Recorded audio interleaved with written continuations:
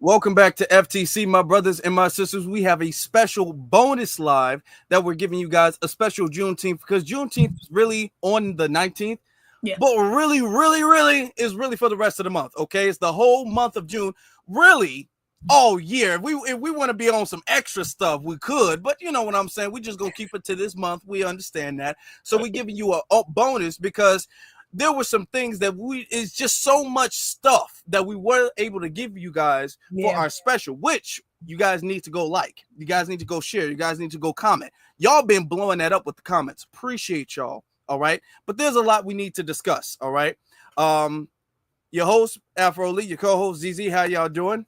Thank you guys in the chat room for being here with us this afternoon. I know we don't go live this early, but we're here. We appreciate you guys. Thank you guys for this.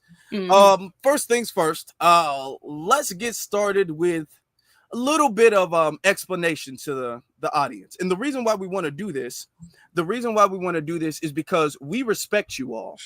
We respect your time. We put a lot of time and energy into our craft here.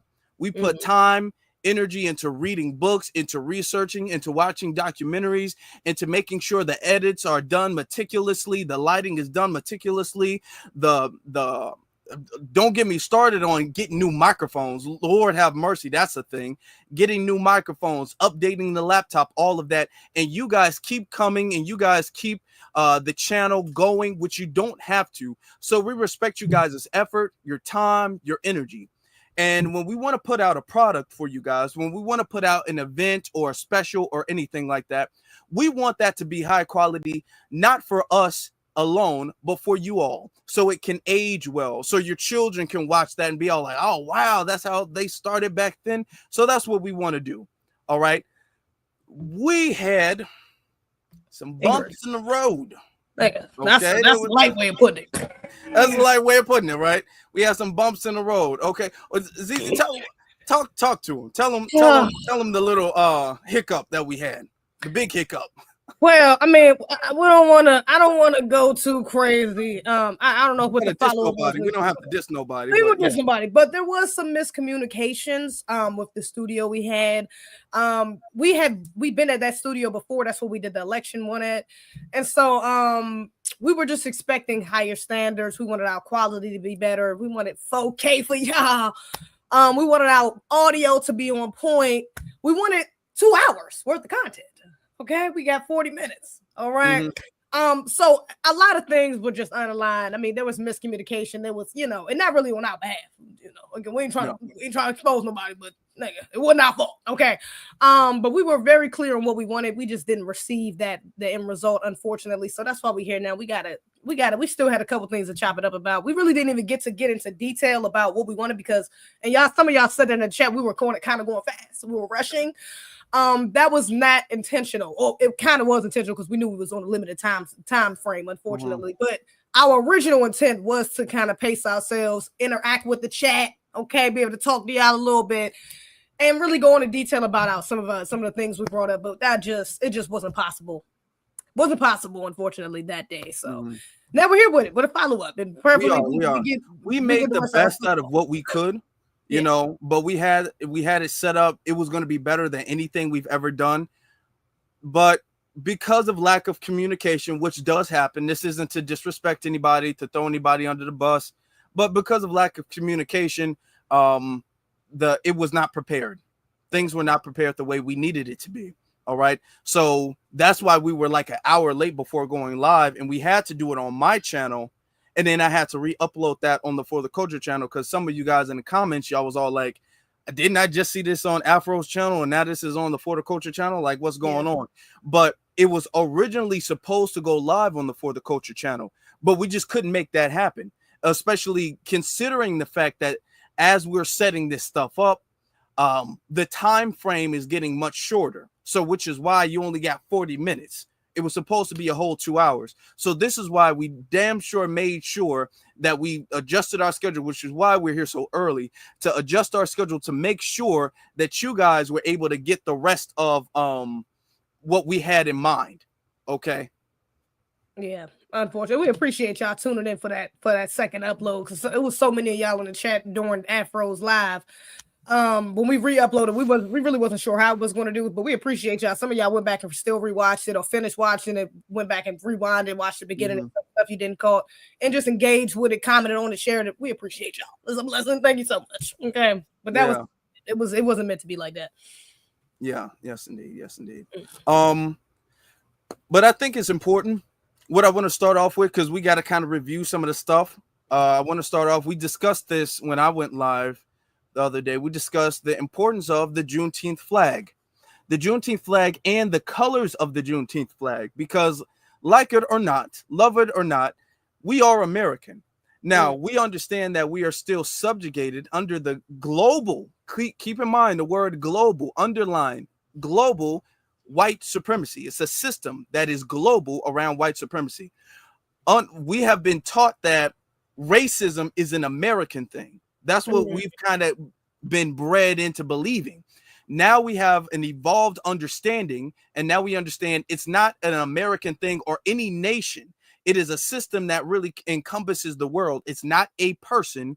It's not a nation. It's not a group of individuals. It is a cohesive system that the dominant society practices. Okay, so that's why you can't pinpoint it, because it's a man-made system that a group of people collectively around the world all participate in. And then in proxy, most non-black people participate in this as well too. Yep. All right. So with that understanding, we can take the blame off of this nation or that nation or this political party or that political party and put the blame where it needs to be. All right. So with that understanding, and with the understanding that we are American, really, to be very, very honest, the builders of something. And when you're the builders of that, you are the true embodiment of that. So since we're the true embodiment of this stuff, we are really, and I've said this for a couple years, really the true Americans. If we're going to be honest, we are the embodiment. There would not be a constitution if it wasn't for foundational Black Americans. It wouldn't be in America if it wasn't for foundational Black Americans. So everything subsequent to them winning the Revolutionary War and even starting it is because of foundational Black Americans. So we are the true American. And this flag right here embodies that. It embodies that. But you still have people who dislike that, and you still have people who want to represent other flags and things like that, and they talk about different not cultures and stuff like that, but they talk about different flags, the Pan-African flag, the red, yellow and green flag and stuff. No disrespect to none of that and whatever anybody believes, but that's not what today is about. That's not what today is about. And that's why we made sure that we wore red, white, and blue that day. If y'all noticed that. We did. And I had USA on my shirt just to make it clear, because ain't no tethering this way. We are from here, of here, foundational Black Americans. So yeah. Were there some things that we didn't get to touch on as far as the colors and us being American?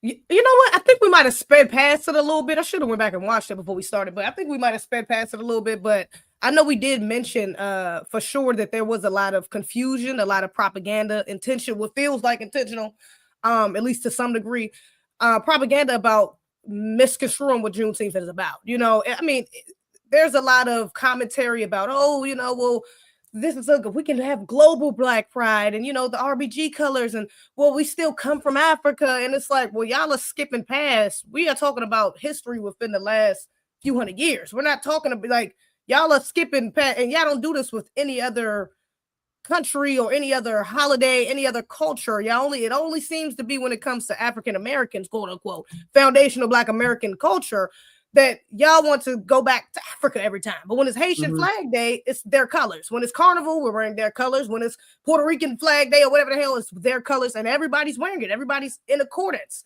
But when it comes to us, it's all of a sudden we got to wear red and green and yellow and blue. It's like, why can't we have a flag? We literally have a Juneteenth flag, but it's a lot of events, a lot of spaces, a lot of things that's been pushed. They don't even have the Juneteenth flag up there. I'm like, no. They literally don't even have it anywhere in sight. So it's like, that's the part that feels a little intentional. Like you're skipping past our history, to just to cosplay, to kind of put on a costume for a day and kind of pretend just to be involved in the festivities. That's disrespectful. It's a high level of disrespect when you can't even get the damn colors right, sir. It's a flag right there, ma'am. It's a flag right there where you can go by. There's no excuse. Yeah, I want to show you guys this picture, this image real quick, just to highlight what we're talking about here with this situation. Just for a second, because I've seen this a lot. I'm not sure if everybody else has seen this. I saw this at the airport. I've seen this all over the news. Anytime the news is talking about it. Hold on, I hit the wrong thing. I hit the wrong button. Okay, I got to close that out. Anytime the news is talking about it, anytime the TV is talking about it, anytime anybody's saying anything, this is what we see. Okay, we see these colors right here. We'll see like a remix of the American flag or something like that, or we'll see, let me see, the Pan-African flags right there.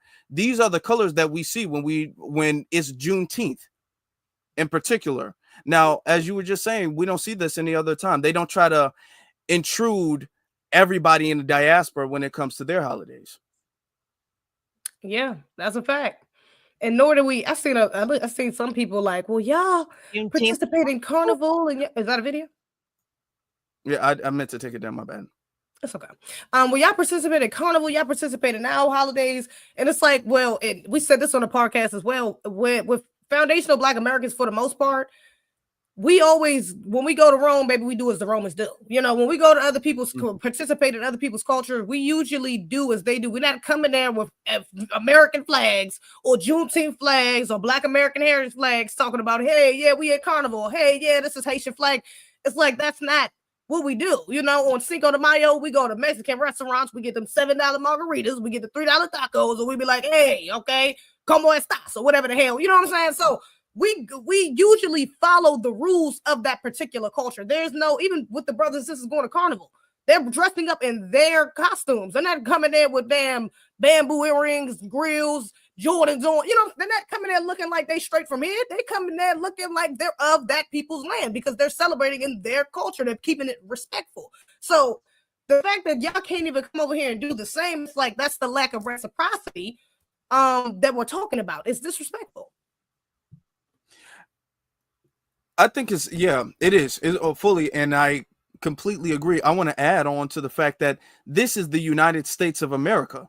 It would be one thing if this was some type of, and we have to start establishing that and that's why I'm glad that we're reclaiming our right to America, because we have to establish the fact that we don't all have an equal right to this land. If we're going to be very honest, if we were to go to Jamaica, if we were to go to Haiti, if we were to go to the Dominican Republic, Puerto Rico, whatever the case is, they're not going to make it seem like we're peers in their land. Right. Okay. Even if we become citizens. Even if we do, if we get a house there, if we start a business, make a family, all of that stuff, they will always let it be known, because our heritage is not rooted in that land, that we're not on the same playing field as they are. So when they argue with us about why not us, why not include this, why not include this, and when they argue about their inclusivity in our celebrations, and we have to debate them, we wouldn't even do that, because we understand we don't have roots in their homeland, which is why we don't do that. We come there and we conform to whatever holiday and the festivities, or we just don't celebrate it. That's just what. And we don't try to enforce, like, okay, I want to celebrate it, but we got to remix it a little bit. We don't do that. Exactly. And moreover, we're not even allowed, not to deter too much, but we're not even allowed from a governmental perspective. If we go to other countries, we're still recognized as Americans, even in other people's countries. My sister's married to a Dominican in DR, and her last name, she has to include her American-born maiden last name on her on any sort of paperwork. That's like, even though they're married and she's taking his last name, she can't get rid of her last name. It's not the same as when you come over here, you can change. She literally cannot change it, because they have to recognize that she's not a native born Dominican. She wasn't born there. She has no lineage there. Even her son has an attachment. When they leave, there's a process they have to go through with the father that is from there, because she's not technically a Dominican citizen. She's not a Dominican-born citizen, you know? So in every place you go, people just act like when it comes to here, it's something special. It should be something different. But any other place you go, there's a set of rules where you're only going to get acclimated to that community, but so far, because you still have to be pointed out as from whatever land you come from.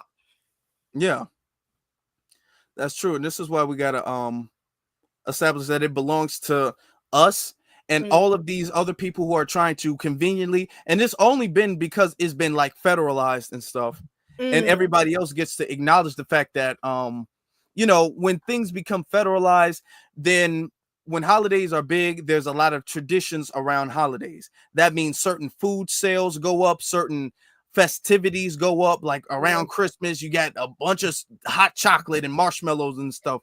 The sales for that goes up. Around Halloween, the sales for candy goes up. Around the 4th of July, the sales for barbecue goes up. Now around Juneteenth, the sale for, or the highlight for Blackness goes up, and they want to tether onto that by saying, well, it's all about everybody, not just Black Americans, but it's really about everybody. You know what I'm saying? Exactly. Instead you even doing it respectfully. Exactly. And you even mentioned, even when we try to do things respectfully, like Michael B. Jordan, when he did his whole rum company, you know, and that's a rum. Mind you, there's plenty of white companies that market their rum towards Black Caribbean people. You know what I'm saying? But when a Black American does it, it's, oh, no, you can't use the name. The name is da-da-da-da. You're not from here. You can't. But why isn't there a problem with all the other rum companies that get away with it that aren't even Black owned? It's just when it comes, and that's why I'm like, that's where it feels like a level of intentionality against specifically foundational Black Americans. There's something, because other groups dipping in other people's cultures seem to not have that. You can do Haitians and Jamaicans, or, you know, like certain groups, it's not the same language, the same, what feels like vitriol, okay, that they have coming out and being spewed when we participate. Yeah. This is the image real quick, and I keep showing everybody, just to remind everybody, this is when Michael B. Jordan did his thing with Gervais. This was in 2021. He announced it, he launched it, did a promo and everything like that, and people were straight up hating on it. You can look right here and see Michael B. Jordan vows to they forced him to apologize and rename it. Oh, he vows to rename the rum after cultural appropriation. Michael B. Jordan renames after accusations of cultural appropriation.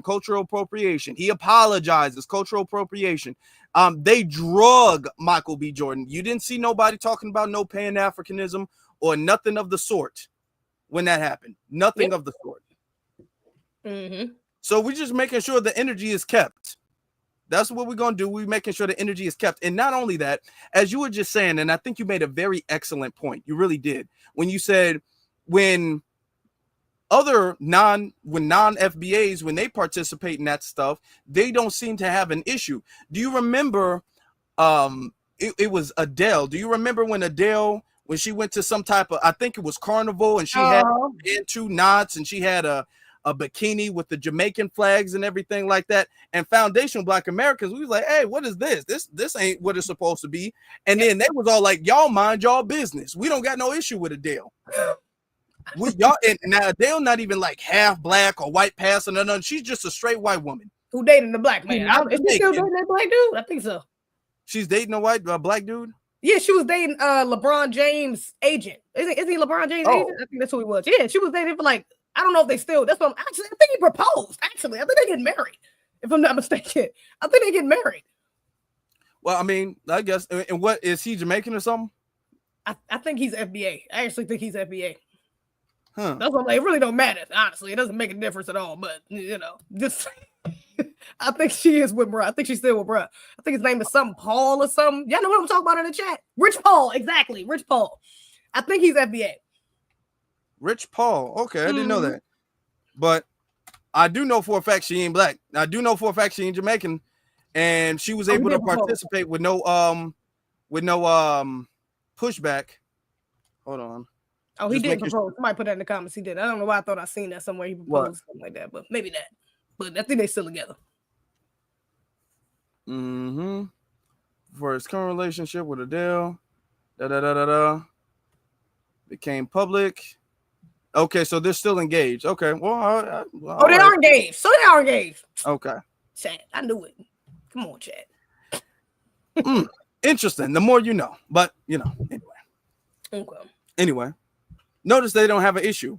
Notice, too, the standard of Pan-Africanism, that doesn't exist when it comes to other people celebrating their own ethnic holidays exclusively. Notice when it's Haitian Flag Day, you don't see Jamaicans being all like, we all Caribbean. You don't see Jamaicans doing that, trying to intrude. You don't see Puerto Ricans. You don't see Cubans. You don't see nobody else from the Caribbean or Africa trying to do that. When it's some type of Nigerian Independence Day and it's all about Nigeria and all of that stuff, when they doing their Afro beats, you don't see them trying to be all like, okay, well, this is the entire diaspora.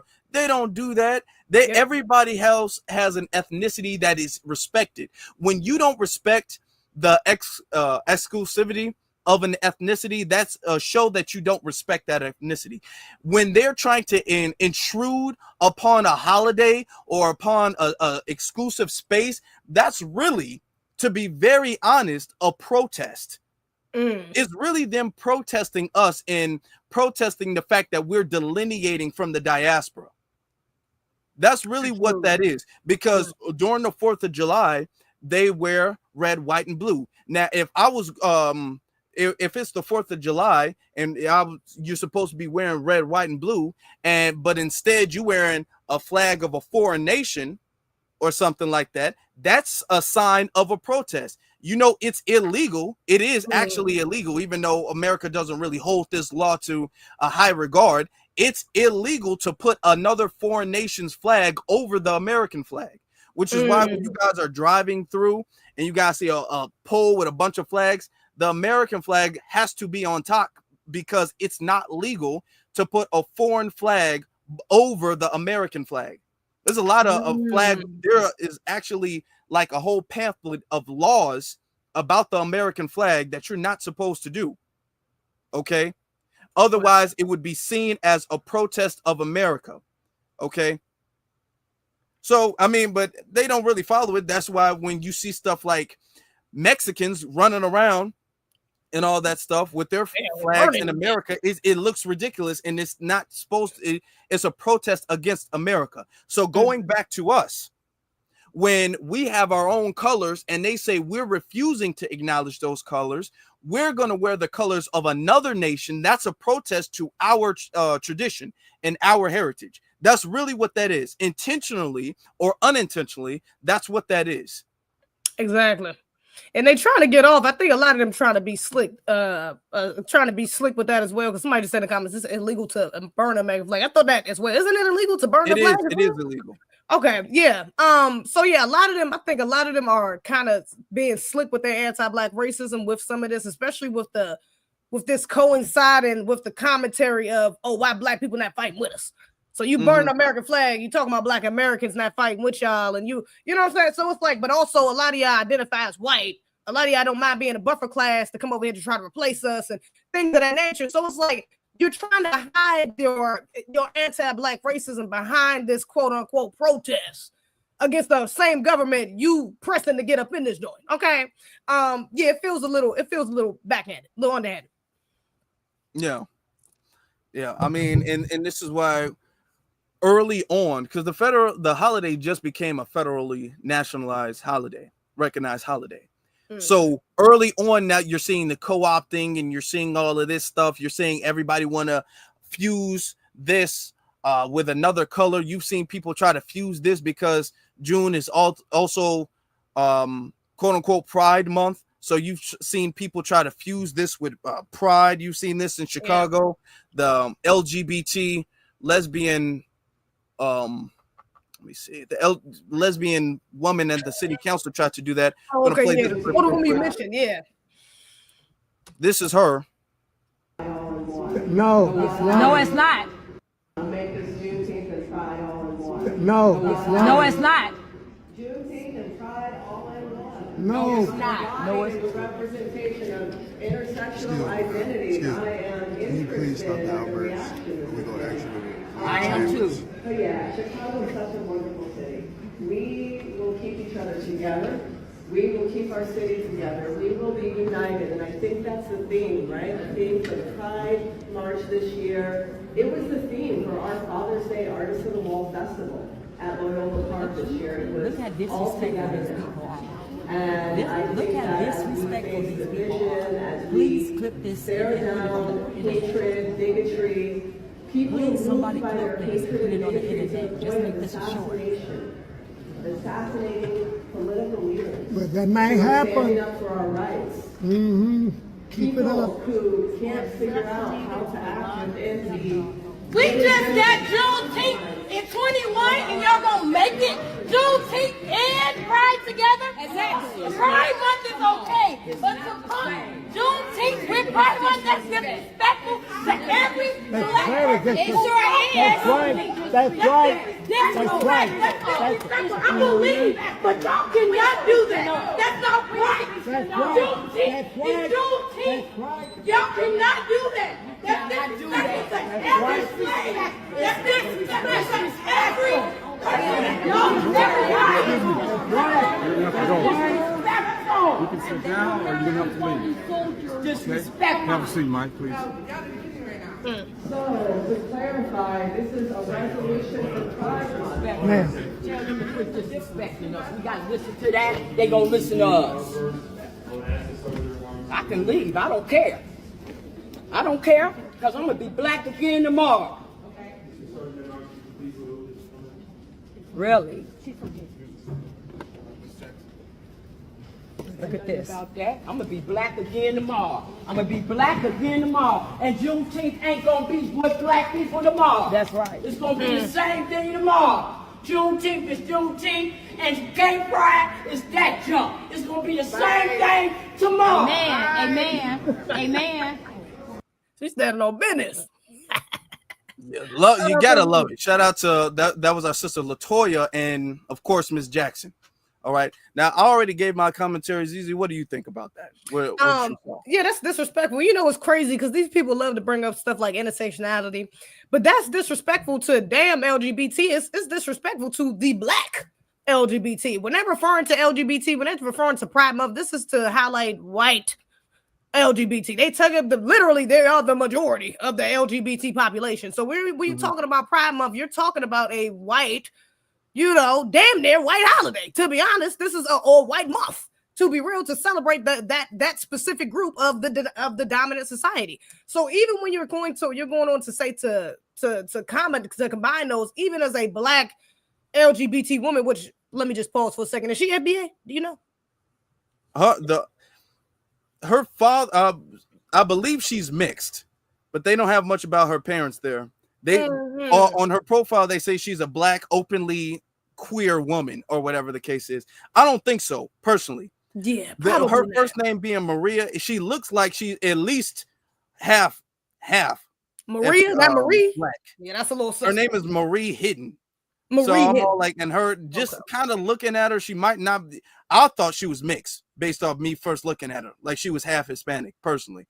Okay, yeah, she could be. But that would also explain why she's saying things like that, because there'd be a lot of these tethers that act like or cosplay as Black Americans, and they get up here and make these talking points like, yeah, Juneteenth is it, and you probably never even celebrated Juneteenth in your household up until the shit got just legalized a year ago. Yeah. So to be honest, it'd be these very people who are disconnected from the culture and trying to make these disingenuous talking points and really just pushing that white supremacist narrative, because this is an erasure. This is a part of an erasure of our lineage. We know that Juneteenth is specifically for foundational Black Americans. It has nothing to do with any other movement, group, feminism, LGBT. It has nothing to do with that. When we're talking about foundational Black American lineage, we're talking about Black people as a whole, Black Americans as a whole, including the ones that are LGBT. Okay, so there's no need to specify like, oh yeah, well this is a combination. It's like, no, if I walk past a gay Black man on Juneteenth, I'm just going to say Happy Juneteenth. I'm not about to be like Happy Pride Month. No, I'm going to say Happy Juneteenth. That's what we're celebrating today. Now the rest of the month, if y'all want to participate in that, that's fine. That's on you. But that don't have nothing to do with our specific lineage. I couldn't agree more. I second everything. It doesn't have, and it is disrespectful, and this is why the Black LGBT community, not all, but too many of them, need to stop being this mascot that allows them to push this in there, because when we say something about it, next thing you know, you'll have an angry black LGBT person being all like, hold on, what's wrong with inclusivity? And you guys are unknowingly the damn mascots that allow other people to embed another agenda into the black agenda. So, and I'm not saying all of them do, but the ones who do need to stop doing that.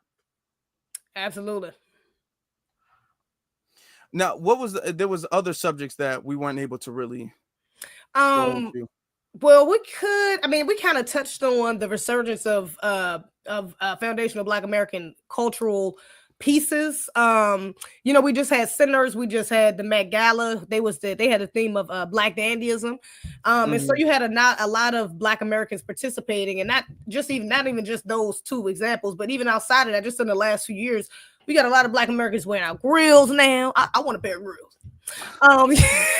We got a lot of Black Americans wearing the bamboo. I can see it. I can see you with a pair of grills. Not the full grill, not the full grill, but just like a little golden tooth right there. Okay, I see it. Not too much, but just a little piece or two. You feel me? So yeah, you know what I'm saying. But you see that the popularity and that going up right now. Even certain styles, you had the Y2K styles kind of going viral. But even within that, you see the tethering to our community. You see the tethering. You see the underlying disrespect from a lot of these non-Black Americans who are participating in our culture but don't really have a connection to it. Okay. And we brought this up on the podcast, Cleo Trapper, who went viral for saying that, Black Americans from the South can't dress.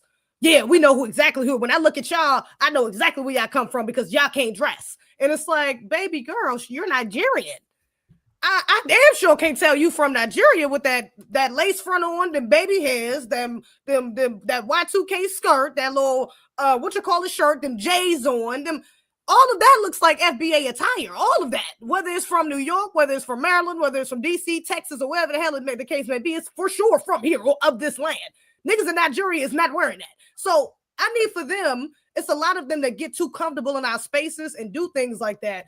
And then later on want to get offended by us delineating or us checking who these people are, but you're coming into our spaces disrespectfully. How are you going to tell us how we can dress, who can and cannot dress? Baby, you are not a part of the standard. You're following our standards. So if anybody gonna say somebody can't dress, it's gonna be another Black American. Damn sure not somebody when you go home, y'all over there wearing damn. I ain't gonna even go on y'all shit like that, but y'all ain't wearing what the fuck we wearing. Okay, y'all are going home and wearing sandals, wearing damn wigs that look crazy. I could tell a non-FBA wig from a mile away. If it ain't Tyler Perry, we can tell immediately. Okay, if it ain't Tyler Perry film, we can pretty much tell immediately if you ain't from here. All right, he's pretty much the only Negro to get away with them badass wigs, and he make movies out of them. Brothers and sisters ain't walking around, or sisters ain't walking around. Some of the brothers, unfortunately, but sisters ain't walking around with wigs looking like that. Okay, so we already can tell. We can tell who is not from here just from looking at you. And you can even have on what we have on, and we can still tell you ain't really from here. And that's another reason why the New Yorkers and some people up north kind of get a bad rep for not being able to dress, because I never thought New Yorkers could dress anyways. But I think a part of the reason why I thought that is because a lot of them were tethers. Y'all ain't even real New Yorkers. The real New Yorkers up there can dress. So some of y'all tethers up there just be taking some of our pieces, and since you go home and your parents and your cousins and your family don't know nothing about our culture or how to put that shit together, you experiment. You just throwing shit on. So yeah. It looks like hand-me-down clothes almost. You know what I'm saying? It's like you wearing what I'm wearing, but you ain't got it on. That's what it is. And you can't explain it because it's a cultural thing. You can't explain, I'm wearing the same clothes. I got the same, whether it's grills, whether it's the big watches, whether it's the big chains, whether it's the shoes, whether it's that. It's just, you just ain't got it on the way we got it on. And that's why we can tell. We can, first off, don't get us started on the hair that y'all please don't. You know what I'm saying? We can tell because there's a certain swag and energy, okay, that you get when you have it on that they don't have. Okay. Now, we don't go to Nigeria and put on the dashiki and the sandals or whatever they wear, their traditional clothing, and we don't be all like, I ain't gonna lie, this shit can look better on me than it do on you. We don't ever do that. Or y'all can't dress over there in that tribe. They wouldn't allow us to do that, and nor would we even want to. That's the problem. Yeah. We don't have an interest in disrespecting your culture like that, babe. We're not doing that. Again, when we go to Rome, we do as Romans do. We go to Africa. I've seen plenty of brothers and sisters travel to not only just Africa, to Jamaica. And when we go out there, 9 times out of 10, at least one of the pictures we want to get is something in their cultural garbs. It's something we want to wear inside their cultural garb. It's something we want to get a picture of, just to remember and feel, get the full experience. But we're going to put on something of theirs, or buy something in theirs to bring back with us, whether it's some beads, some anklets, some waist beads, whatever the case may be. It's going to be something of theirs that we're like, okay, we're going to participate and support and show love because we're here. But for some reason, when y'all get here, especially them first generation immigrants, they get this level of entitlement and think that y'all can just replace us. Damn near, y'all can just, now you getting up here talking about you setting standards of who and who can and cannot dress, and you you're not bringing anything new to our culture. You're just exploiting, because you ain't putting that shit on right. So it's like, what are we doing? I could look to any other Black American and get swag or some style points from them over anybody not from here. We're going to be able to tell the difference immediately. Yep. That's true. And this just goes to show the tethering and disrespect, because yet you get to benefit off of what we've made popular, what we put in style, because when we start doing it, it was always criticized. It was always demonized. Every fashion thing we did was always criticized, whether that's drills, whether that's baggy clothes, whether that's this, whether that's that. It would always be criticized until it became popular. Now everybody else wants to do it, and then they want to erase us from the creation of it. Exactly. So that is also a part of ethnic erasure. It is. That's a dangerous game they playing, for sure. And even with we got into this too. But even with the some of the lighter things, like, just styling, wearing our clothes and dressing up others, although that is a dangerous game, a lot of that can be seen, or a lot of Black Americans don't really take don't really make a big deal out of.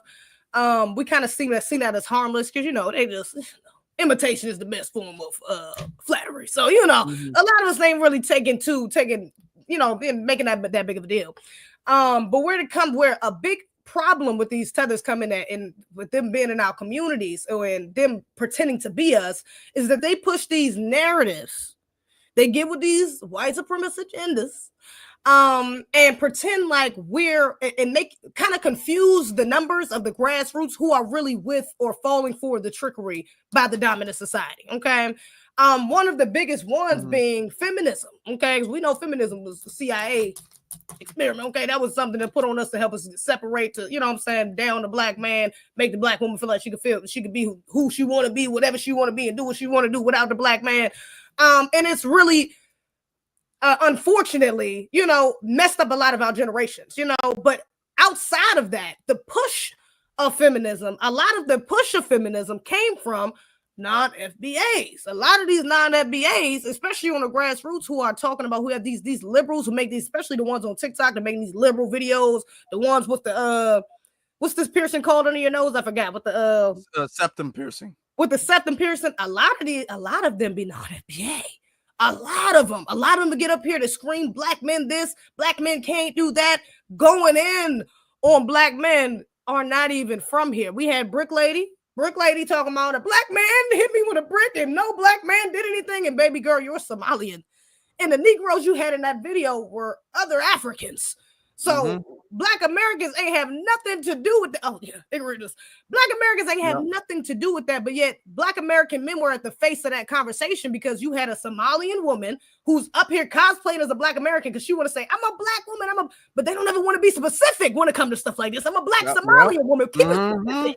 Keep it specific. And you real light on, you treading in light water with that Black, because a lot of them Somalians don't even think they Black. So I'm just saying. So you got to be real specific, but they don't want to do that when it comes to these certain situations. They just want to say, oh no, the Black man is da-da-da. Even when you look at it, and this is why I'm like, it's a tether problem, but it's spread. It was based here first. The CIA attacked Black American women first. So we do have these issues as well. Even some of the sisters here have that issue as well with that the whole Megan and Tory thing. Black men, they don't protect us. The black woman is the most unprotected. Megan went on this whole campaign about how black women are the most unprotected and disrespected. And mind you, she's homegrown FBA. But the Negro that shot you, allegedly, who really didn't. Hello, nigga about to get exonerated. But the nigga that you said shot you ain't even from here. He's a Canadian. So you're going on this whole campaign against what black men ain't doing for us, but you ain't talking about the right group. You're not saying black Canadians ain't protecting women. You're not saying the problem with black Canadian men, but you're quick to say black men because you know that when you say just black man, the black American man is going to pop up first. We are the face of black Americans are the face of black people. So when you say just black people, black Americans are going to be the first person, and that's intentional. It's intentional because when it comes to something positive, they real specific. Yeah.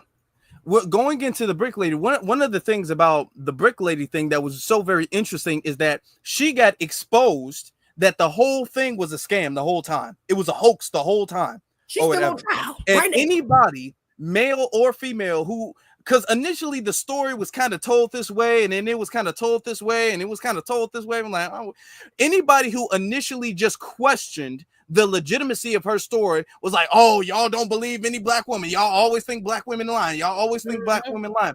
And she used, under the guise of black women who we know for a fact are victims of white supremacy, she used that to pull on the heartstrings of other people because mainly women, because she understands that black women understand that they are victimized under white supremacy and they are harmed under white supremacy. So when she gets out there and she starts crying and making a video and she's in a hospital, that's gonna make people have a lot of sympathy for her being black and go through this hardship, because we have empathy for black hardship in this country in particular. Black Americans, foundational black Americans, have a very unique level of empathy and sympathy for black hardship, and she exploited that by creating a hoax, and then next thing you know, she got a GoFundMe page up.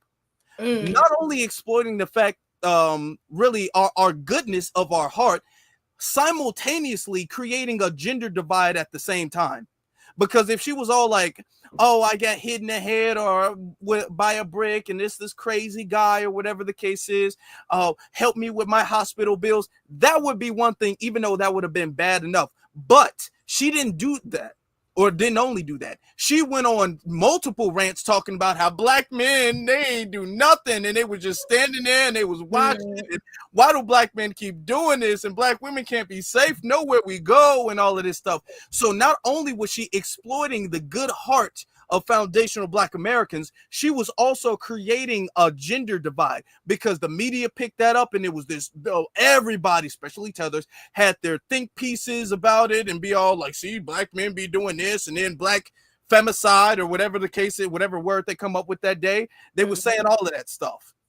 So that was very damaging, and they come here and do this stuff.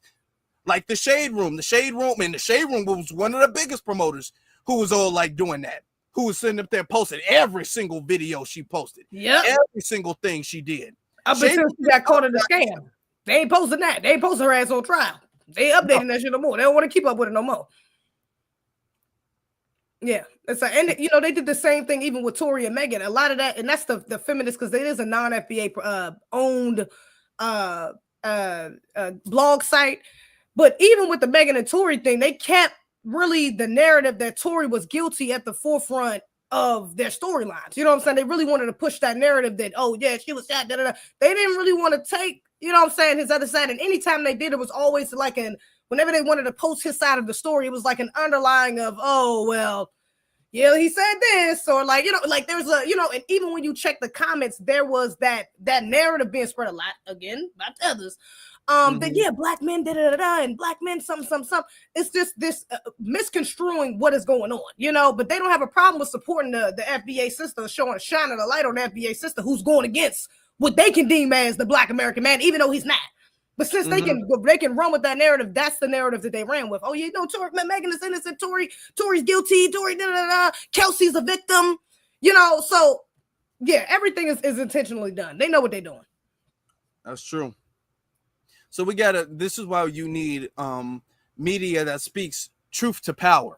Because the shade room, that stuff is backed up. You see the Democrats are all embedded in the shade room now. They're all embedded in BET now. They're all embedded in these NAACP awards. So no wonder that they all speak of these things that you tend to see towards the left. Not saying that the left and the right is good or bad, because they're both bad, but we're seeing certain talking points that resemble the DNC talking points being spewed into a lot of the black run spaces that are not really black run. BET is not black owned anymore, if you guys didn't know. Nope, it's not.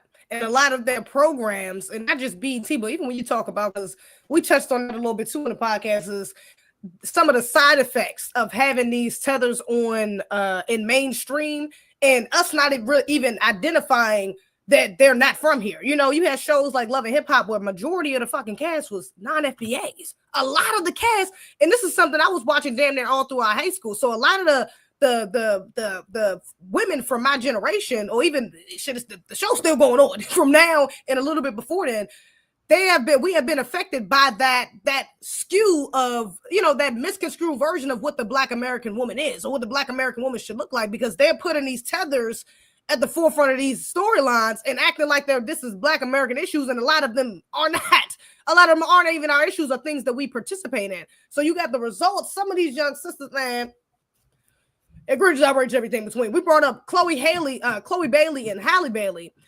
because they're signed to one of the greatest female entertainers to ever live, Beyonce. That's their, like, I don't even understand how you could mess up that bag with having her behind you. That's insane. Now I do think she's kind of backed up from them and kind of focused on her children more, which is a good thing, because of the propaganda that they've kind of fell into. Both of their trajectories for their careers has kind of been altered. They had such a good starting, like, foundation, and mind you, I think they actually come from like a 2-parent household. Their parents are well off. Yeah, they do. They do, you know what I'm saying? They're from Atlanta, they've FBA. So it's like certain things, it's like, how did y'all fall into this shit? How do you got one of the sisters running around with a bunch of Negroes in the industry out in Jamaica or out in Africa with Burna Boy looking high as hell, getting slutted out on TV? Like, what are we doing? Like, how are you? Beyonce would never. Beyonce has never had the image of that. She ain't got bent over. She been in plenty of movies. Ain't never got bent over in no movie. What are we doing right now? Why do we have one sister in movies bed winching? She done been in, like, I done watched 2 of the sister movies. Chloe, the one on the left, she done been in 2 movies so far bed winching. At least when Beyonce did it, she was playing. Who was she playing? A historical singer. It was a singer. You know what I'm talking about? Cadillac. Yeah, I know. It was a history piece. So it does make it different because of the accuracy of that. Come on. So, you know, I'm not with that, but at least it was from history. Okay. You out here bed winching for a fictional white man as a mermaid, trying to be damn near pushing the fact that you're trying to be a white woman. Then she has another movie where I watched the movie. This girl is in a movie with a white boy who is a part of basically this racist ass fraternity. And she is like, she's one of these liberal black women who's like, you know, not really trying to look for a relationship. So she's just sleeping with the nigga. I'm like, why? Mind you, she's pretty. It's not like you can down her prettiness. A black woman that look like that ain't messing with no weak ass white. The white boy they had in the movie, not even like Brad Pitt. We're not even talking about one of their more attractive white men, or what they would deem more attractive white. We're talking about one of these mediocre ass white boys, and you on camera sleeping with him. Beyonce would never. It's like certain things, the domestic violence case she got going on with DDG, her crazy ass antics that he's exposed. These are things that we ain't never seen. Even when we seen Beyonce in the elevator, baby, her sister was the one attacking Jay-Z. We didn't even see Beyonce go crazy. We seen her sister go crazy. And she ain't the main one in the spotlight. Y'all two are supposed to be the newbie. Y'all supposed to be both in the spotlight. So it's like, we're seeing these side effects play out with even those simple, in these simple ways with our young women. You know, it's an egregious fact. But why don't we have another Beyonce? Why we gotta wait till Blue Ivy turned 18, baby? That don't make sense. Both of them are heavily talented. They both can sing. They both can dance. They both can perform. They can act. They got a lot of her talents. But y'all are fucking up. It's like, are y'all intentionally?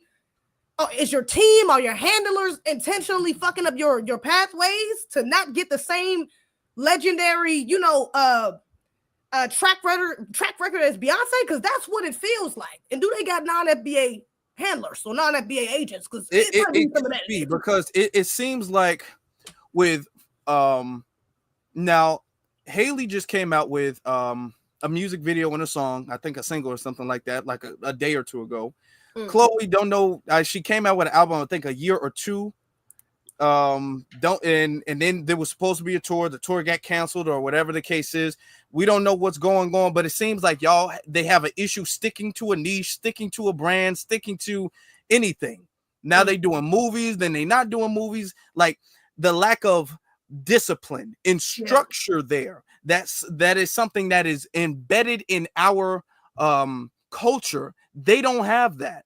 And that's why you're seeing a lot of the youth, talented youth that has talent that can be generational. Okay. Both of these women could have been generational talents independently of each other. They didn't have to stick with a duo, even though I think the smartest thing to do was to, build the brand firmly off that, like how the Jackson 5 firmly built their brand. And then when they separated, they were already a thing after that. And, oh shit. And my thing is they probably should have stuck with that for a little bit longer until they really became mainstream enough to branch out, and then they can kind of come back together every so often or whatever the case is. They branched out too early, but they branched out and now they're just wandering, lost. They're not even touring with Beyonce, neither of them. Yeah, and that would have been a perfect opportunity. But the amount of discipline that we put in that our culture used to put in our children, okay, which is why you have a Beyonce, because of her foundational Black American father. Even Jay-Z, who's also, regardless of y'all like him or not, also FBA.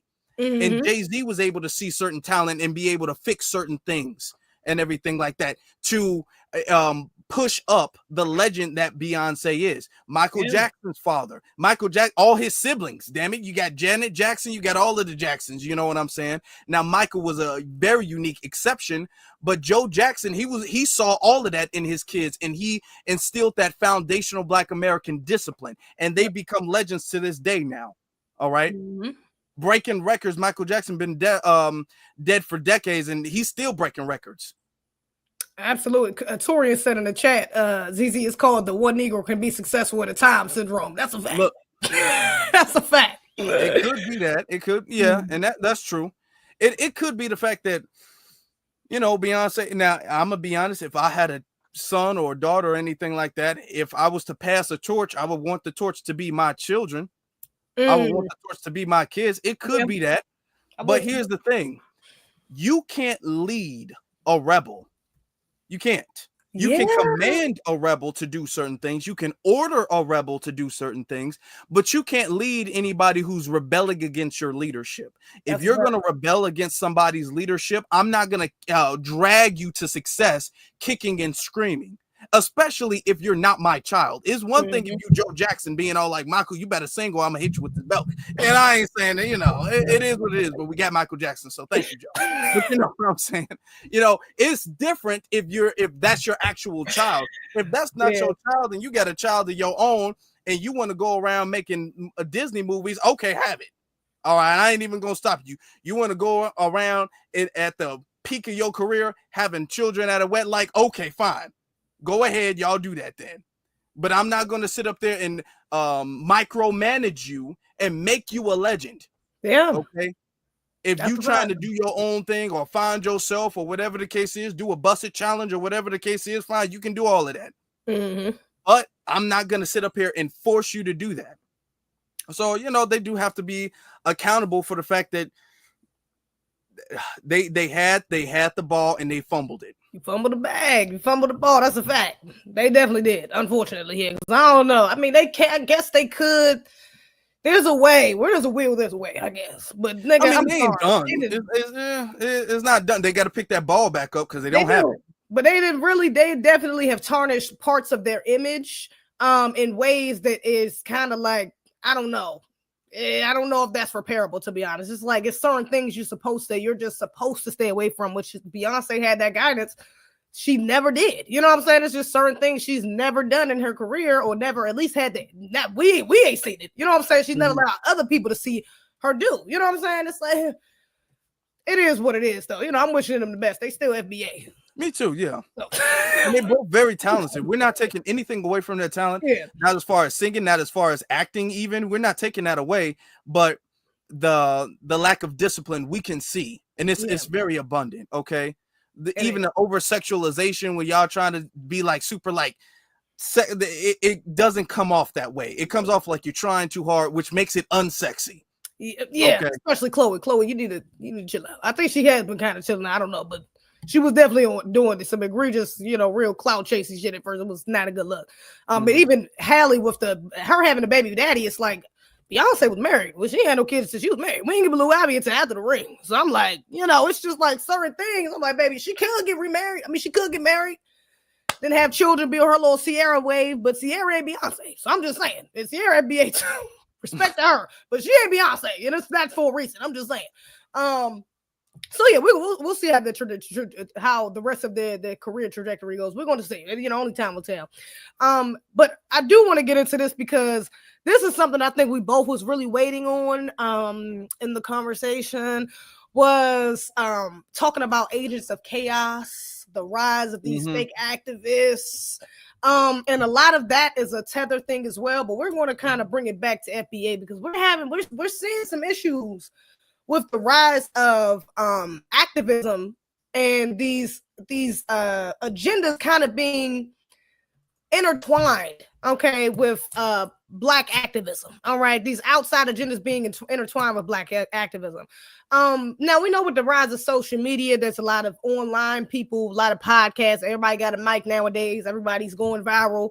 Anybody can make a TikTok or post a video and end up going viral. But it seems as though some of these people that's going viral, some of these people that's quote unquote activists or conscious or pro-Black, they kind of being cherry picked of going viral. It's like, is the dominant society, is white supremacists the ones that's holding y'all up? Because some of the narratives that they push, even if they are pro-Black, they might have some B1 agendas in their messaging.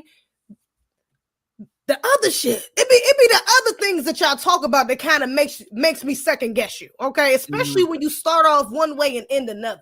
We had our good brother Dante Cow. He just went viral. Okay, not for a good thing. He actually went viral twice.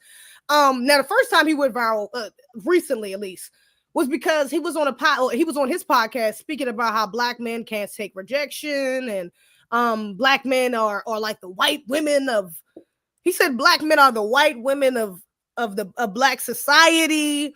Let me just. You want to play? You got the clip? Yeah, I got the clip pulled up. Okay, you go ahead. We'll let him speak for himself. Okay, hold on.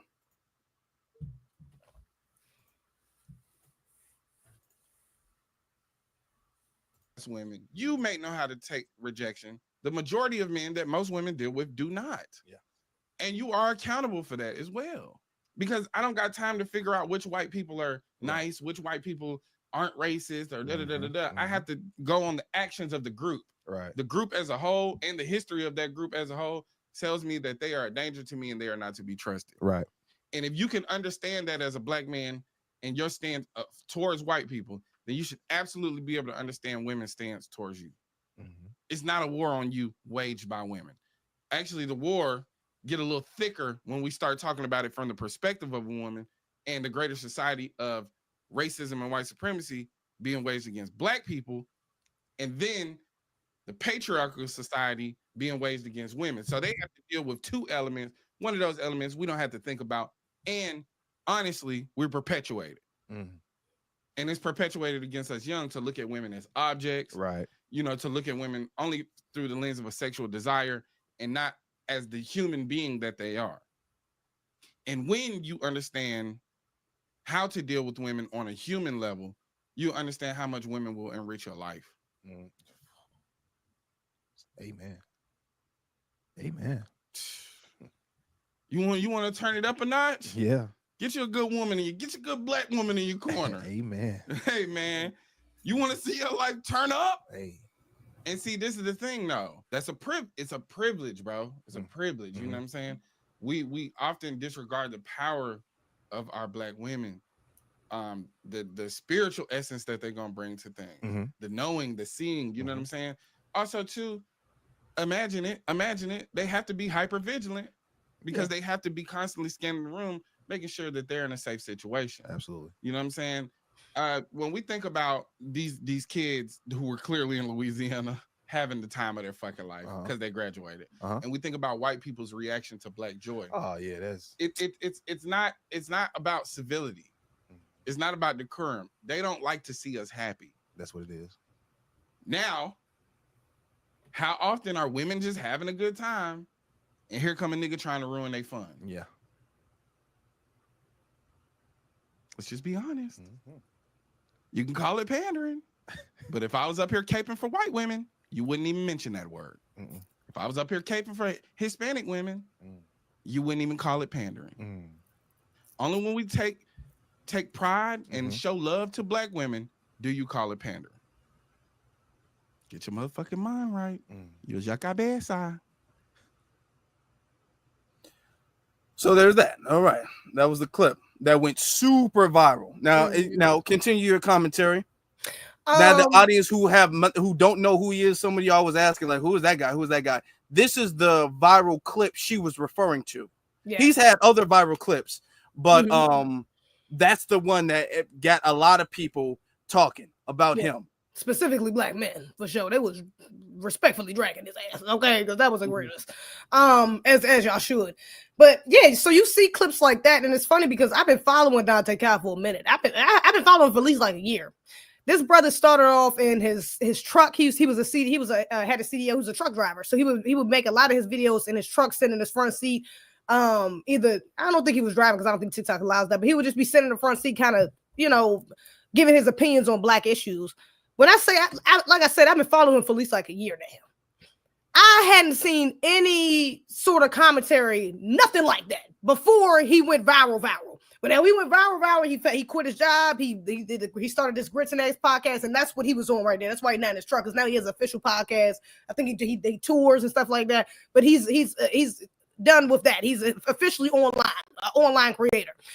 But it's like, it's funny that is it coincidental? Is it just ironic? Is it like, why did we never hear this sort of commentary before you got to this point? Because you could have been talking about Black men that taking rejection and things that are them being the patriarchy, like even those sort of, I don't even remember him, because those sort of things stick out to me when I listen to people. That'll be kind of my determining factor whether I want to follow you or not. I don't even remember him saying wording things in that way, like, yeah, Black women got to worry about the patriarchy. Well, the patriarchy is white supremacy. White supremacy is the patriarchy. So and Black men also have to deal with the patriarchy, because under the system of white supremacy, y'all are not considered men. Period. Unless you're white. That's the only men they consider, the only males they consider men are white, and some non-Black men. So, so even that sort of setup, it's like, where did that come from, brother? This not where we started. I don't know how we got to this point. I don't know if you got a sponsor. I don't know if you got and we have to be careful, because I'm not calling this brother an agent. I'm not saying that he's being paid by the dominant society or anything of that nature. But I think it is interesting to look at. I think that's something that we have to pay attention to when it comes to these people online. And when they blow up fast, especially because, mind you, man, you've been doing this for about 6 years. I've been viral plenty of times, nigga. I'm just saying. So I'm, Me too. Look, we still in the 20s. I mean, like, come on, what we gotta do? Like, come on. They got 100,000. I'm like, okay. So I'm like, so it's just an interesting thing that we have to pay attention to, because some of these people, we have to follow their patterns, okay? Their speech patterns, and we got to follow the money or the machine behind them, because it's not a coincidence that some of these people, again, not him in particular, just using him as an example, but some of these people who go viral or gain these big platforms fast like this, and then switch up their commentary, is not a coincidence. Some of the times, this is very much intentionally done by the dominant society or by the white supremacists that may be backing them or maybe funding them, okay, or giving them some sort of platform or sponsorship. So yeah, it's something we have to pay attention to for sure. Because I was not, and a lot of people was thrown off by that. Because brother, it was nothing new. It would be different. Honestly, people like Derek Jackson and certain people, they're not going to even go viral for it because it's like, well, that's expected. It's like black men ain't really even, specifically black men ain't even worried about that because it's like, okay, we already told y'all that Negro was weak anyway. But he actually had a good black male following up until this point. This is the most I've ever seen black men kind of come up against him on any sort of perspective he's had. Yeah. Because first off, because a lot of the stuff he's saying, he says you can call it pandering, and that's his way of getting ahead of people saying that, yeah, that is pandering. I don't know if you trying to impress somebody. I don't know if you thinking that you're going to get some type of, because pandering does give you a niche. Yeah. Okay. You do have people who pander, don't believe thing they say, but they pander because they know the audience wants to hear that. So you got people who talk about how much they love black women, and that's pandering. You got people who talk about how much they hate black women, and that's pandering to the folks who, you know, are the incels and all of that stuff. So there's an audience for that type of stuff. So there's that one thing. Now, just to keep in mind, we're not necessarily calling anybody an agent, but we understand when people's message is not genuine. We understand when people's message does not stay centered to what it is. We started this in our early 20s, and we still on this, and nothing of our message, of course, our knowledge of a subject or our opinion may have evolved. If you go back, pull up a video from 3-4 years ago, and you say, well, Afro, you said this that time, I say my stance on that, my take on that is a little bit different. That happens to everybody. But my stance about black people, white supremacy, the movement, and all of that stuff has remained consistent. Reparations has remained consistent. And you've never seen me throw some type of curveball in there from the DNC or the dominant society or anything like that. You've never seen me do that to where you can say, okay, the message, the core is starting to pivot to another thing. Exactly. You know what I'm saying? And once you see that, now you're like, okay, what are you thinking this gonna get you more views for your channel or something like that? You think that this is what a sponsor wants to hear? You want to get invited to a cocktail party, or were you a plant the whole time? Like, that's why people start suspecting these things. Yeah, absolutely. And even moreover, even when you're talking, especially again, it's just certain things, and that's why it's hard. We have to pay attention. We got to pay attention to the consistency. Like you said, your core values really shouldn't change.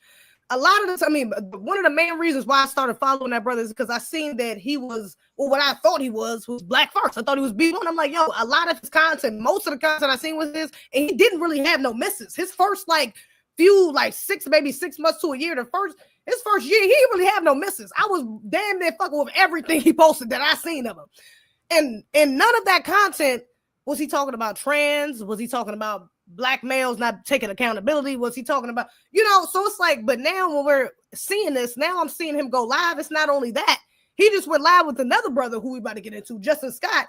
And he's on there talking about, I don't want an echo chamber. I want to, I want support. And I'm here for all black people, black men, black women, black trans, black children. Whoa, black trans. Wait a minute. Where the fuck you? Wait. When you start talking about black trans, when did LGBT start becoming a part of your messaging? What do we, it's the fact that you had to throw that in there. It's like that's something that paid agents do. You know what I'm saying? That's something that even a lot of these tethers get paid to do. That's something that people from the white supremacists send over here. That's what they do. They come over here and cause confusion and chaos. That's what they do to dilute the message. So the fact that you're even including that, it's something as simple as just a live. It's like, what are you going to say when you get up on a Breakfast Club? What are you going to say when you get up, if you go to some sort of political event and they're talking about LGBT? Are you going to say, yeah, I'm here for all black? It's like, you could have just kept it at black men, women, and children. That includes every black person. That is all inclusive just right there. That includes everybody, black man, woman, and child. But the fact that it's like, who are you dog whistling to for you to say trans? Who are you? And again, it could just be a pandering thing. Maybe you're just trying to get that LGBT crowd. I mean, hey, that could be just his thing too, which I don't really respect either, because again, consistency. But maybe that's to turn you from being a agent. I'm not saying that that's your label, and you could just be a panda bear.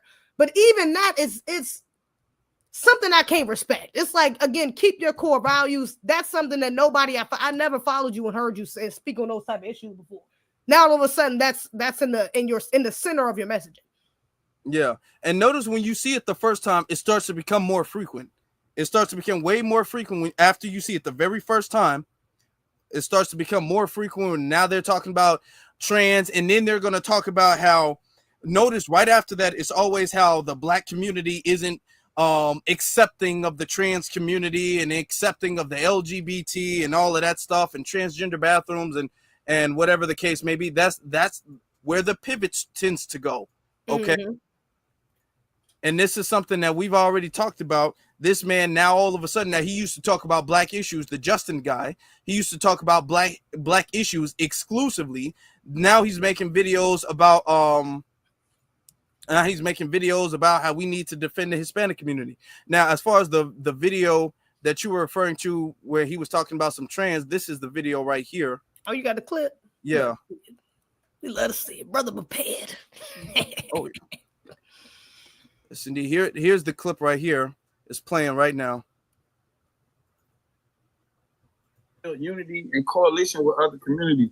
This will need to bring the community in even tighter. Like, we're gonna get even tighter. And when I say Black, I'm talking about men, I'm talking about women, I'm talking about trans, I'm talking about children, I'm talking about our elders, I'm talking about each class, I'm talking about however you express yourself. I'm talking about all Black folks, all of them. And see, that'd be a thing. It's like, well, a lot of people are saying, oh, I'm trying to build community, and their ideal community is only people that think like me. That ain't no community. I don't know chamber. Right. That's all you got. You in the studio with three niggas that you already knew. That's exactly how that is. That's what I'm saying. That's why, like, I ain't gonna lie, like, all these people that is like disagreeing with me and shit like that, it's like, it makes me excited. It's like, oh, my shit is reaching, the net is getting bigger. I can get the net out further. Because the thing is, I understand how things really work because I be in real situations. And I've been in like some, okay, your girl call you out about some shit, you get defensive. You might curse her, you might do anything, you might storm out that bitch, you might out of a fit of rage because you feel hit. But what do you do when that anger subsides? You reflect. Right. Now they're gonna get into some other stuff, way more personal stuff. So I saw that, but you saw how he mentioned. Now he mentions trans as if trans is like its own subgroup of the community, or LGBT is its own subgroup. And we keep talking about this, and this is why they're able to utilize the LGBT as mascots against the real agenda, the Black first agenda of the community. Absolutely. They're able to often do that. Yeah, and it's crazy because, and this is why I'm like, we gotta watch patterns, because even it's funny because you said Justin was out here caping for us to align with these illegals and fight against ICE and join these protests. But Dante, on the other hand, he actually, that's the second thing he just recently went viral for. He was on Twitter talking about, we need to have functional solidarity. We need to practice functional solidarity, and we don't need to be fighting these protests. Basically ain't got nothing to do with us. A lot of these Latino communities have anti-Black racism within them. And yeah, you know what I'm saying? He was kind of on the opposite side of the spectrum on that particular issue. You know what I'm saying? So even that, it's like, I rock with that. I like that. But are you only saying that to reel me in to get to the other bullshit? Because I'm not, it's kind of like the left and the right thing. Because the right conservative Negroes, the Republicans, they not with these these ICE programs. I mean, these ICE protests, these No Kings protests, so they're not with certain things. There's a lot of things on the right, or conservative specifically, that I can get with. But then also they got a lot of anti-Black narratives, a lot of anti-Black agendas and ideologies that deters me from identifying or trying to go to that side. And it's the same thing with the left. So it's like, to see that, it's like, is this a play? That's what that's what it kind of feels like, to have it as a play. Like, yeah, we got you niggas on both sides. Like, oh no, you can't say he's not this because he's saying this. Y'all said y'all Black first. Y'all said y'all not with the protest. Y'all said. But then also we got the LGBT narrative in here. And it's like, Negroes ain't really racking. That's what makes it feel like, is this a setup? And then you put the other layer on top of that for the brother Justin Scott. He just went viral because he's been using AI. Now, mind you, when he does his videos, usually he's reading something, and you can tell like he's reading something on a screen or like his computer or something like that. Now, a lot of people have scripts. A lot of people write their stuff out. I used to do that when I first started. I would write some of the stuff out that I would, I would like to talk about. I would write whole. I would literally write it in I still got my composition books full of whole scripts. I knew of stuff I wanted to say within my and then I would just kind of go over it and edit it out the video. You know what I'm saying? I would look at the page and then kind of go back to the video and just edit it out later. That's why I had a lot more. I had less live videos in the beginning of when I was on YouTube. Now I don't really do that. I might just say one or two things in my notes when I send myself something like, yeah, make sure you say this, or he did this. And that'll just be it. Most of it is just coming off the top of my head when I'm speaking, just like we're doing right now, Or outside of, because I do got the script that we wrote together. We know we wrote this. There was no damn AI. But he went viral. That's why it's so real, so rich. That's why y'all love it so much. Okay. But that came from both our minds. You know what I'm saying? The script that I'm going off right now. This just like not even a script, it's just talking points that we got to touch on. But he said he got exposed because he uses AI to help him write his scripts. And he's like, yeah, he kind of had a defense about it. And he was like, yeah, if I just need AI to help me write certain things, or to help me word things better, I don't see why that's a big deal. He even went as far as saying that, well, Martin Luther King had help when he wrote his speeches. Do you have a clip? Hold on. I'm looking for it right now. I'm about to get it. Hold on. Keep going. Okay. Keep going though. Okay. But yeah, even he got a little defensive. He also got dragged for this. Was that and Martin Luther King, he had help writing his speeches, and so I don't see what the big deal is. I'm just, the technology has just evolved. So I'm sure, like I don't basically trying to compare him using AI to Martin using actual people, actual writers to help him write his speech. That's incomparable. It's not the same coming from that, but even though he had somebody help him write his speech, it came from their mind. Okay. And it still had to be filtered through Dr. King's mind, so that's a little bit different. But using AI, using a machine that actively exploits, it also has been exposed for having some real anti-Black programming literally within it. And you're feeding this narrative, you're feeding this information to this machine, and for us to not know how much you're feeding, because mind you, AI also has gotten in trouble, has been exposed for false telling basically untruths. They're not a lot of the research that the AI does is not actual research. Some of the shit that they put up that they give you, they feed to you, is just things that they made up, because it's still a robot and it's just exploiting what people have already created. It's not creating anything. It's just exploiting what's been generated to it. So some of the things that it feeds you is actually false. It's not real, or it's not true. And even looking at that, it kind of explains why some of his content is like, a little off. Like AI, that's why. Is that why you said that like that? Because AI kind of fed that to you or kind of wrote that in your script? It's like, oh, gotcha. Maybe that's not all the way maybe that's the machine that you're feeding that's giving you this false narrative to spread or help you build this false narrative. Because again, AI is not going to tell you what's true and what's true and untrue, or what's democratic and what's not, or what's pro-Black and what's not. It doesn't have that sort of understanding. It's just going to feed you information and aligning with what you're trying to generate from it. So yeah, that right there is, he's playing a dangerous game using AI. AI is already something that's they're trying to use to replace a lot of us and replace our jobs and things of that nature, and replace us as humans and for body, for depopulation, etc. Robots, etc. Sentient robots is a real thing. Anyways, but so feeding that machine like that with talking points from the grassroots is honestly working backwards, because all these white supremacists got to do is go back and use the same information you inserted in there to create an AI activist. We got AI artists. We got Timberland who just signed an AI artist. So how do we know that these people can't go on, especially with so many Negroes online, just going viral online? It's not like a lot of these Negroes is out here in person. We don't even have these. Some of these Negroes don't even have, they're not even putting their faces on the screen. So we got somebody who might go viral who's not even real based on the information that you're feeding this machine. And now they sound like a real Black person because you gave it all these talking points that we use. It's a dangerous game. Mm-hmm.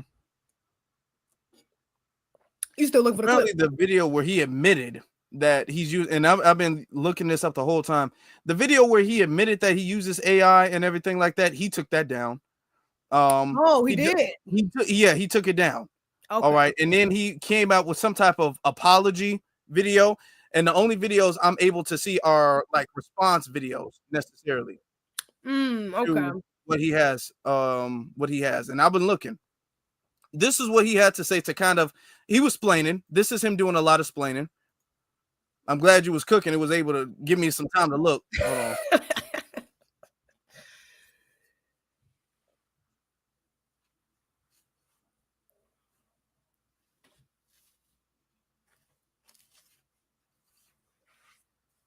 Oh wait, I can't hear. We can't hear. Oh, my bad. Hold on. I turned the sound down so you wouldn't hear. Need people to understand. So I wanted to clarify some things. I'm a writer, right? An amateur one at best that's lucky enough to even be able to do this well. Honestly. And I wanted to say thank you for that. We're at 420K, 430K. I'm grateful. But I wanted to clear up some misconceptions. I am not the Black Messiah figure. I'm not a prophet. I'm not MOK. I'm not Malcolm X. I'm just a writer. I'm just Justin, right? Like, and a lot of people have projected these identities onto me, but at best, I'm a narrative architect that creates the scaffolding for people to safely descend into concepts they already know about. Like, and there are people working in these concepts, real activists that are not just writers, but outside, right? Like, but I'm just a writer. That's all it is. There's nothing special about that. And you know, if you're looking for a horror moment out of this, that's all there is. I have a pinned post that goes over my writing methodology, and I've done it several times on this page. But the biggest thing that I wanted to clarify in this is that I have contradictions that I have to grow through, and I even appreciate the calling. Like, honestly, it's been awesome. Like, it's been community. Like I mean, like, thank you. Like, I mean, even in getting to see some of my lazy mindedness, right? In my quick flinchy like reactions, I got to learn a lot about myself, and it was beautiful for me to have the opportunity to have that mirror offered to me. You know what I mean? To be able to sit there and reflect upon what it all even looked like. I think all of that is important. I don't think any of it's too deep. I think it's all okay. But I do want to reflect a change in content that kind of displays some of that, like you know, the people that are working on these things. That way we can actually direct things, you know, toward the activists, the real activists that are out there, because I'm just a writer. I just want that to be clear. Like, I have a very thorough process written all the time, but you can go watch the post about it. And I wanted to say this as well, just tie it up. I am not pro-hate any creator. I don't care what happened. Okay, I'm not even pro-hate me, so I'm pro-hate them. Criticism is okay. I have to actually sit here and reflect. I got to be able to see myself in somebody. If everybody's lying to me, I can't be a better person.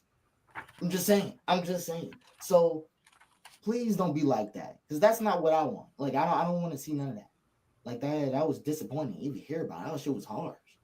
Like, but yeah, I'm just grateful for everything, and we're gonna keep making stuff, But you will see that little change, and I'm glad that we got to even sit in this clarity, because I'd rather be the person that walks you safely toward the passion we need to feel than to pretend that I am, you know, the next incarnate. I've been writing. I've been dedicating my whole life to writing. I'm a writer. Like, I'm in the lab writing just about that though. Like it just reflecting my life experiences. I know one thing that used to make me so anxious is that people cut him off. He ran. Now, I was about to say, y'all listen to that long thing. He's going on the thing. He's just a writer. He's saying that a million times. I'm just a writer. That's not the energy he was giving off. He wasn't giving off, hey, I just have a perspective on certain things. He had the energy he was giving off is, I had a well-researched, deep dive, historical analysis that's backed up by data, that's backed up by facts, that's backed up by history and the proper context. That's the vibe that he was giving off. That's not what he came off with.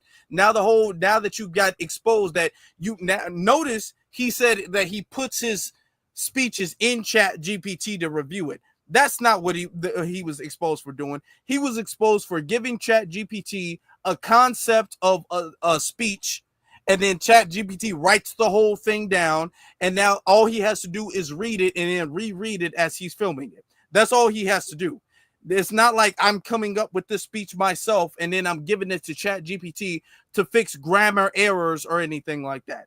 He's not doing that, which is why he has his energy was coming off as so robotic. Now, here's the thing with ChatGPT, he's talking about he's learning a lot from ChatGPT. Well, keep this in mind. He's learning a lot from that. If y'all don't understand that these programs, the people who run ChatGPT, the people who run these programs, if y'all don't understand and see through the fact that these people are anti-black, now you have videos of him sitting up there promoting other agendas outside of a black agenda. Even if let's say for a fact he might believe that he's doing the right thing. He might believe that. But now you have videos of him going around. Let's talk about this word illegal. Let's just talk about it, right? Because some of y'all act like the law is your Bible, but forget it once. I want to talk about it. Let's talk about this word illegal. I want to talk about a different. Oh, wait, before you move to that, pause that right quick. I want to talk about a different type of account. Let's talk about this word illegal. Let's just talk about it, right? Because some of y'all act like the law is your Bible. Wait, pause that. Afro, pause it right quick. I gotta touch on this right quick. The activist thing, that's a cowardice ass cop out.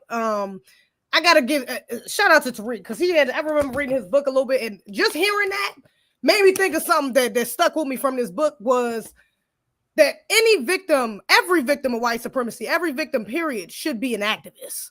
So it's like the fact that you're trying to make this weak ass cop out, like, oh, I'm not an activist, I'm just a writer. It's like, no, well, I'm just doing this so we can push the actual activists. It's like, brother, you have been deemed an activist since you started your content in centering around black issues. That's a part of activism. You're exposing the issues of Black America. You're exposing the ways of oppression that we go through.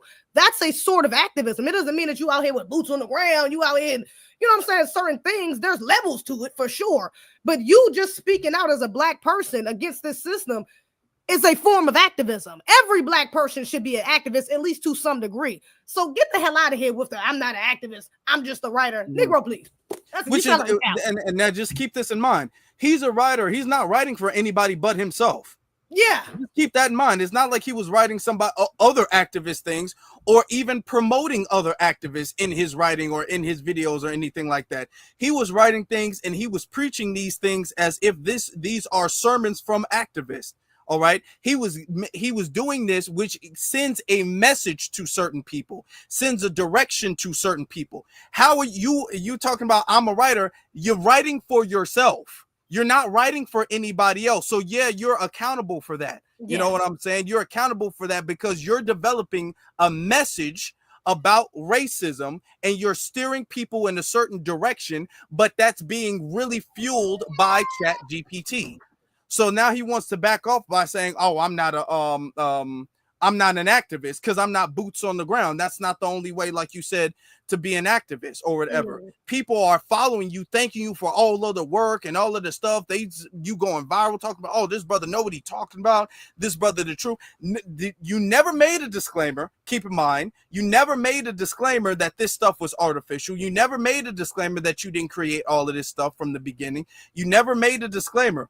People are sitting up there following because they believe this is what you are and who you are, and it's not. Exactly.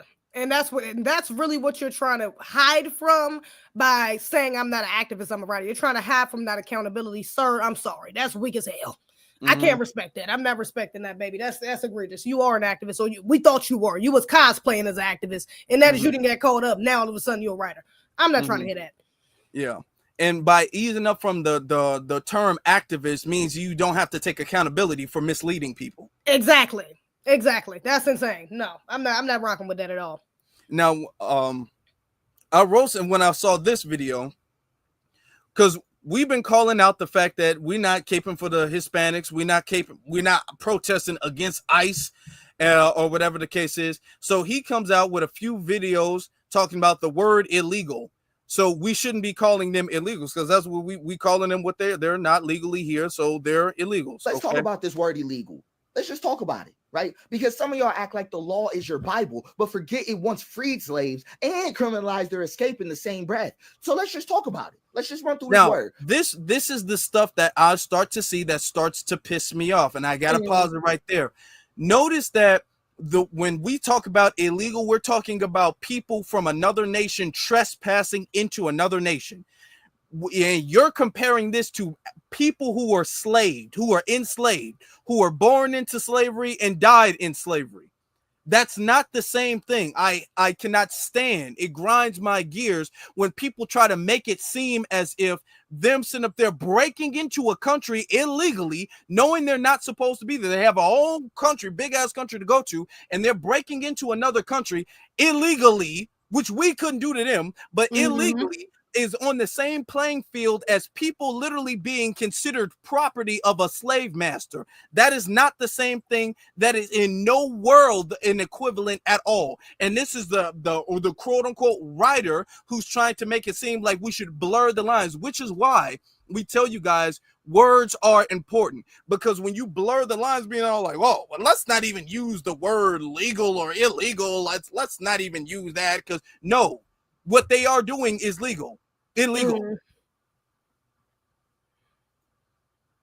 The way you spit it like a curse, as if it explains everything, as if it ends debate, as if it's not literally the oldest lie America has ever told, that you're not wrong because of who you are, but because of where we put your name in our filing system. How many times you heard that? So now you sit here and confuse law with truth. You confuse border with belonging. You confuse paperwork with personhood. So let me rebuke this clearly. The word illegal is a weaponized word. It was made to make you forget that the native never signed off on the fences, that the black was smuggled in as property, not passengers, that the Chinese built the railroads and then got a ban in return, that the Mexicans became foreign on the land that used to be theirs. So miss me with the same. This is y'all see this? Oh, that's a reach, GPT, y'all. This is that GPT. The Chinese who came over and got a ban. They got paid for a job that they did willingly. Okay. That's insane. This show got her from that reach. That's insane. All of this stuff in the same context. He put slavery, our ancestors who were enslaved, the ones who were here before and the ones who were here who were enslaved from Africa. He put all of that in the same context as somebody who is crossing a border illegally. That this was once the Mexicans' land. That is not now, because they sold it. Let's give a Democrat a shield. I'm not gonna lie. Let's give a shield. I'm not gonna lie. Testimony. Miss me with all that shit. All that shit. Your legal system is not holy. It is a bruised tool held by trembling hands. And sometimes it signs chains in the contracts and tears in the policy. The illegality you defend is just convenience with bad PR. You don't hate the undocumented. You like your fruit cheap. That's all it is. You like your buildings tall. You like your coworkers invisible. You like your lawns cut and your meat packed and your economy moving. And you don't want to look at the hands who hold it up. So you criminalize them and then blame them for their own bruises and then call the bruise the proof that they never belong. That sounds mighty familiar to me. I don't know. Because when they protest, you say they're disrupting, but that's the point. They're not here to beg. They're not here to whisper. They're here to interrupt your fiction. They interrupt the fiction. Right, because the story this country tells is that we are a nation of laws, but the truth is that we are a nation of loopholes for the powerful and cages for the desperate. So when the undocumented shut down the freeway, they're not blocking traffic, they're exposing it. That's yeah. And this is exactly what we be talking about. Agreed. And notice how many clips early on went viral. It was like every single thing he posted went viral. He went viral left to back to back, and everybody's like, oh, this brother know what he talking about. Oh, this brother's the truth. Oh, and when I first saw him, I'm like, okay, some of his stuff was cool. I'm like, he's touching on the real subjects or whatever the case is. And we've been doing this for long enough to know not to jump and give anybody our public cosign, because we understand that pivots tend to come later on, not too early. But I'm looking at him all like, okay, that's a good point he's bringing up. That's a good point he's bringing up. That's a good point he's bringing up. And then it's like, I don't really agree with that. Okay, don't agree with that either. Okay, that's how we start to, we start to side eye slowly and slowly and slowly. Then we're like, hold on, where your family from? Actually, that's when we get to doing that. No bad. That's what I'm saying. And I'd be trying to give him grace, even him in particular, but even other creators, because like him, I think he's young. I feel like he's younger than us, like 23, 24 or something like that, maybe. So I'll be trying to give them grace too. Even I reacted to one of his videos a couple months ago, actually, where he was talking about the dynamics between black men and women. And he was saying black women can't submit to black men because they don't have resources. You can't have submission without resources. So I was having pushback even on that. But even then I was giving him grace because I'm like, he's a little younger. Maybe he don't really got that full concept yet. He's still trying to, promote the black family. So I'm not really mad at that. I just got to expose where you kind of going wrong at, But now when we get into this, it's like, brother, I don't know. I don't know if I give you grace on just being young now. This just seem like you pushing the wrong agenda. You might just be on the wrong side of the line. I'm not going to even hold you. It's not a good look. Regardless if you being funny or not, it's not a good look. Now, if you see him with a picture, if you see a picture of him standing next to Jasmine Crockett, or if you see a picture of him at some type of NAACP award thing and he's there with a whole bunch of celebrities, don't be surprised. That's all we're saying. No, for real. I can guarantee you, I've been doing this for a long time. I ain't never been invited to none of that. I'm just saying. Have you ever been invited to an NAACP cocktail party or after party or anything like that? They be knowing who you are, though, for sure. They know who we are. They see it online, and they're very quiet as kept. Okay, they do. They're very intentional. That's why I'm like, they cherry pick who they want. They know the Negroes who they want, and they plant some of the Negroes that they want to come up. So it's like, yeah, I can't get jiggy with that, man. That's why I'm like, but we have to stick to. We got to wrap it up too. I got to go to work. We got to stick to, again, paying attention to people's patterns. Paying attention to the again, like you said, their core values, because certain things are just not going to change. Even as you evolve and grow, certain things you're going to keep in place. And even as you grow and evolve and those things grow and evolve with you, there's going to be a core, a center that is kind of unmoving. It's just, that's just how it goes. Even with Malcolm, Martin, a lot of people, they had changes in stances throughout their, but certain things, blackness was always at the front of both of theirs, Malcolm and Martin, regardless of how you feel about it. Our good brothers, shout out to the ancestors. Okay. Both of their messaging, no matter what perspective they came from, black people was at the forefront of everything. They're concerned, their progress, their wanting for the betterment of our community was always at the forefront of their messaging, even up until they died. Okay, even when they had a change in perspective. Okay, they always was prioritizing us first. So, sir, we gotta be careful, man. Y'all look out. Some of these people is agents or AI. Look out for that. Look out for people who, because you don't know, people might start off genuine and then it's one thing that, let's be honest, ain't none of us seen $2, $3, $5 million in your bank account and you able to spend $5 million at a time. That's nothing for a millionaire to give you real quick. If they give you $1 million, you might think, I never sell out. Don't no matter how much. Yeah, but when you see it in person, the temptation is a lot different. You can say that online, but it's one thing to not have any financial issues. Imagine that you don't have any financial issues at all. Yeah, the temptation of, I can pivot a little bit, or I can include that in there. That starts to become more real. It don't even take $1 million. It could be 100,000. Yeah, just to keep. Some of these Negroes will take 50K. Look, hey, you ain't lying. You ain't lying. I ain't gonna lie to you. But just to keep that in mind, there are people, we've seen them today. You got the Jesse Jacksons and you got all of these people who are historic activists, whatever the case is, but they in nice houses and they got it made or whatever the case is. They don't fight for reparations. In fact, they're one of our main ops to impediments to reparations. We got them to get to the actual dominant society for reparations. So we have to understand it comes in many different forms. At the end of the day, it's opposition, whether they're plants, they were industry plants, and we're calling a lot of things industry plants now, which I'm glad to see that we're starting to call people in the music industry and TV or whatever industry plans, whether they are people who are pandering to a certain audience, whether they're people who take a deal, you know what I'm saying? They get a little sponsor, they get a little bit of clout and they feel like they better than everybody or whatever the case is. Regardless of the reason, if they are being an impediment to the movement to Black empowerment, they're an op to Black empowerment.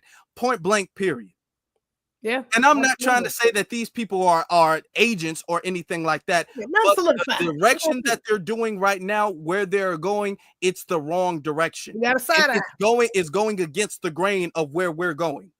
And we got to pay attention to that because they're going to keep going. If they are, all you got to do is let a Negro keep speaking. He's going to expose himself. So if they are that, it will come out sooner or later. But I'm just saying, keep a side eye on some of these Negroes because they ain't what they trying to pretend they are. Of course.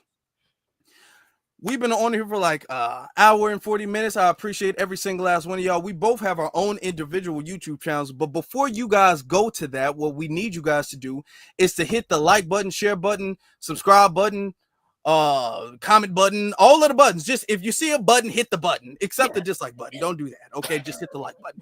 Hit all of the buttons on this channel. Subscribe, all of that stuff on this channel. What we have, our own individual channels and our own individual social media and platforms are linked in the description below. But ZEZE, where can they find you?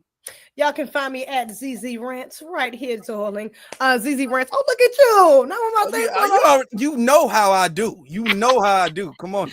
I do appreciate you. Follow me on Instagram, ZEZE Rants. Look, I had to sit up. So look, I had to. Follow me on X, ZEZE Rants. My YouTube is also ZEZE Rants. You can find it at A to Z TV as well. And I think that's it. I think that's all of them pretty much. And TikTok is ZEZE Rants as well. Appreciate you in advance. Of course. We also have For the Culture social media. So that's For the Culture on Instagram, Twitter, and TikTok. Okay. For the Culture podcast. So y'all make sure and now all of that stuff is in the description. Okay, you have my social media that's in the description. Afro Elite Instagram, the Afro Elite Twitter, Afro Elite YouTube. All of that stuff is in the description. So y'all got to make sure so that way when we have an announcement or whatever the case, you guys can join and participate live because there's a unique feeling of joining something live, ain't it? Yes. Ain't it? Don't y'all like watching it live in the moment? Yeah, it's the energy. You feel it in the moment. Don't y'all like that? Happy Juneteenth. I hope you guys enjoyed y'all Juneteenth. I really do. I hope y'all enjoyed y'all Juneteenth. We had to give a bonus because what we gave you guys, we wanted to do better. Okay? We wanted it to be better. Yeah. We're not just shaming nobody, throwing nobody under the bus, but all we saying it wasn't us. That's all we're going to say. It was not our fault at all. We saved the day, really, for them. But it is what it is. But you guys, it's still some good quality content in there. It's still some really good information in there. We were speaking truth to power in there. We were spitting hot fire in there. So y'all got to go back and y'all got to make sure that y'all watch that as well too. Absolutely. Yeah, y'all go check that out immediately, please, and share it, please. Y'all got to have some call-ins maybe next time. Y'all make sure y'all subscribe. Okay, shout out to Dave for the super chat. I appreciate you, Dave. He says salute to Afro Elite and ZEZE. Shout out to Midwest for the super chat. Thank you very much. And Christopher, he says, much respect to the work y'all put in. Appreciate you. And we appreciate you, brother. We appreciate you. With that being said, happy Juneteenth, family. Happy Juneteenth. Shout out to the ancestors. Yes, indeed. All right. Hold on.